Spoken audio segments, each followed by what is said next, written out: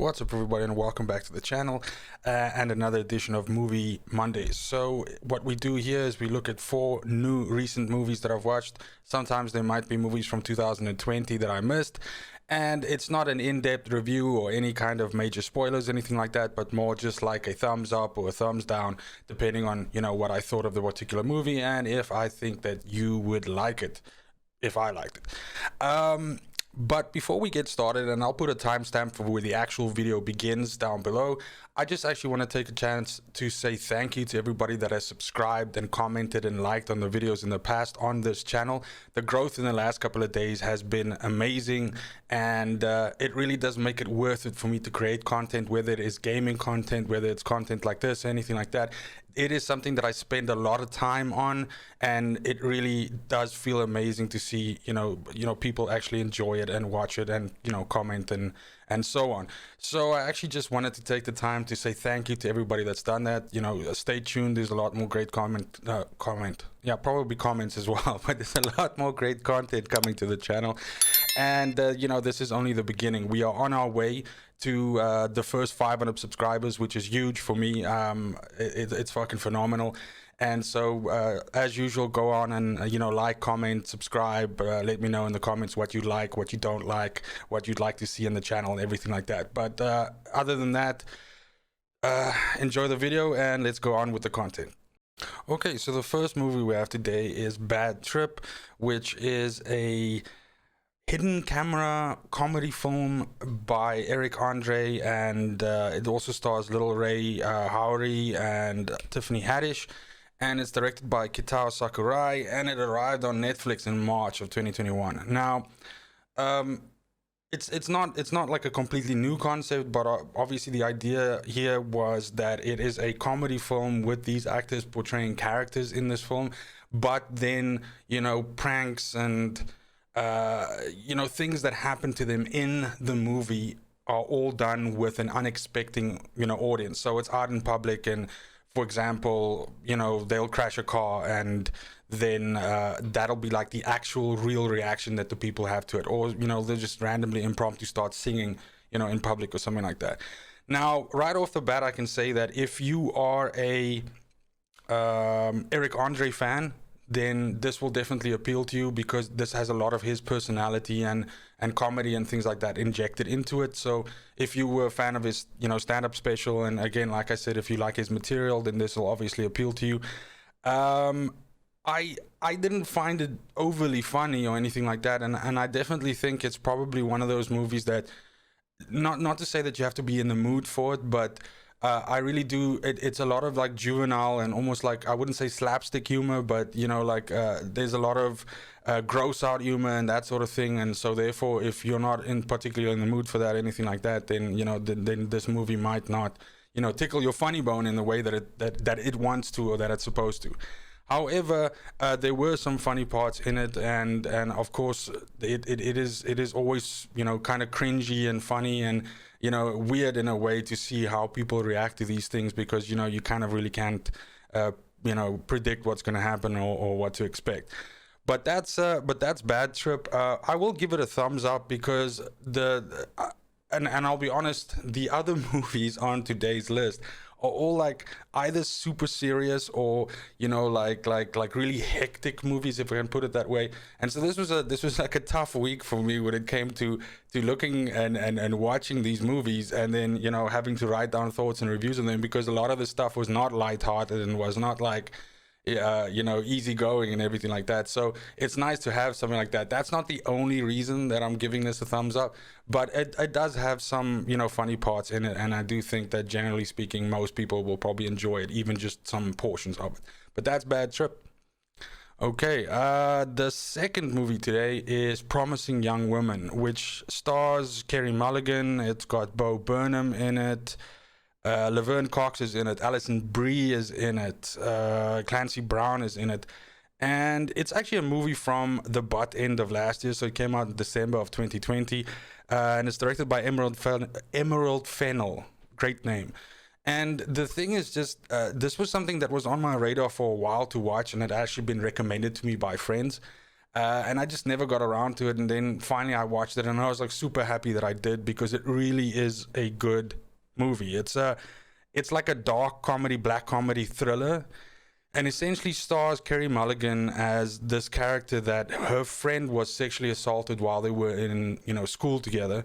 And so she, lives like this life where she essentially, takes revenge on people for, that having been done to her friend. And that's basically it, or that's at least as much as I want to say about it, because of course, I don't want to do, any spoilers or anything like that. But Carey Mulligan is amazing in this. The performances of basically all the actors are fantastic. It's a really like you just chew your way through the movie, because you're just like wondering what the hell's gonna happen now, what's coming up, all of that. And it's really got a great pace to it, in terms of like, getting you towards an ending that you really don't, you kind of like see where this is going, but you're like, oh my god, this is fucking terrible. And I mean, that's the quality, the quality of a great movie, especially something that like this, and that deals with this kind of context and everything like that. But like I said, the dialogue is really snappy. It's got some really funny parts in it, some genuinely funny dialogue in it. The soundtrack is also phenomenal. So really, I can actually not recommend this enough. I believe that it's been nominated for a whole bunch of awards and stuff as well. But Carey Mulligan is amazing in this. I've been a huge fan of her ever since Drive. So this definitely, Promising Young Woman definitely gets a thumbs up from me. Go and check it out. The third movie is The Father, which is Anthony Hopkins' new movie. Now, this is a drama film that's directed by Florian Zeller. And also it stars Rufus Sewell, Olivia Williams, Olivia Colman, and Imogen Poots is in it. Mark Gatiss is in it. So it's basically what it is it's this really, really heartbreaking story of what it is like for a family to deal with a family member that has dementia. But it's positioned from the perspective of, that you get to experience what the person with dementia experiences. In this case, of course, Anthony Hopkins being, like the father figure.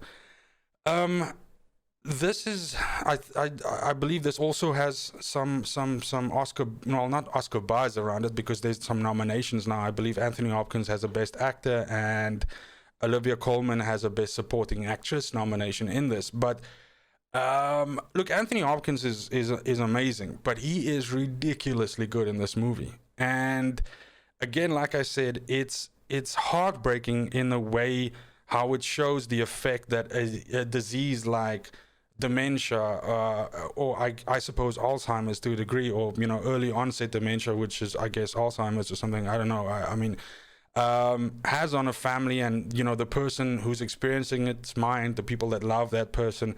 And yeah, it's a tough movie to watch because of that. But again, probably the best movie that I've ever seen in my life that deals with something, regarding this topic. So on that premise alone, I cannot recommend The Father enough. So it definitely gets a thumbs up.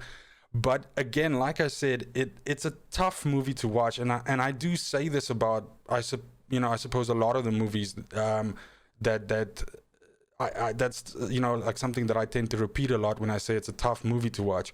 But it's definitely it's relentless in its showing of just how bad it can be to live with someone like this, and basically what they go through. And yeah, it's on that. I do hope that the movie does well with the Academy Awards, because I definitely think Anthony Hopkins deserves the Best Actor for this.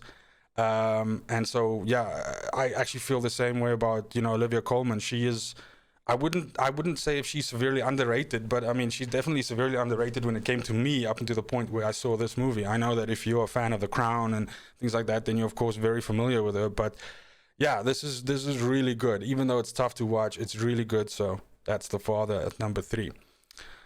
Number 4 is Nomadland, which is a Frances McDormand movie. I mean, she stars in it, and it's actually a movie that's written, produced, directed by Chloe Zhao, and it's based on a book by Jessica Bruder, which essentially deals with this I I mean I'm not an obviously not an American, and I haven't done like an insane amount of research about this, but there is this, underlying caravan culture kind of thing where people are moving away from cities, and they are rejecting the notion of, like the 8 to 5 and the man and tax and fucking, like the rat race, and, working yourself to death for like, no pension, or no ability to retire, before you're like fucking 80 or something like that.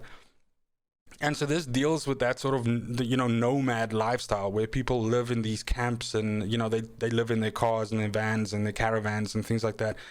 And basically, Frances McDormand's character is someone that, they lost their husband, they lost their job, and then they sort of just, they pivot into this lifestyle. And this is basically the premise of the movie. Now, David Stratton is also in it, but it also has real life, because again, like I said, this deals with something that's very real. Like this has real life, let's call them nomads, right? Or houseless people is something that they also say in the movie. Linda May, Swanky, Bob Wells, which is of course very famous.